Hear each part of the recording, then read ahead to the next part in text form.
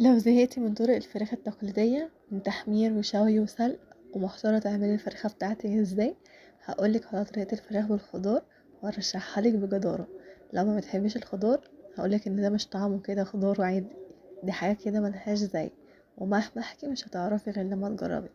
طب تعالي بقى اقولك هتتعمل ازاي وتكون الفراخ دايبة كده.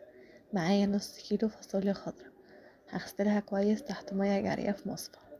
بعد كده هجيب طبق واضيفه فيها بعد ما صفيتها، وكنت جايبة برضو بسلة متفصصة جاهزة، هضيفها في المصفى وابدأ اغسلها عشان لو مطرح ايدي مثلا وانا ماسكة القشرة ايديا كان فيها تراب او حاجة ودخلت في الفصوص ما تبقاش كلها تراب كده ومتلبسة.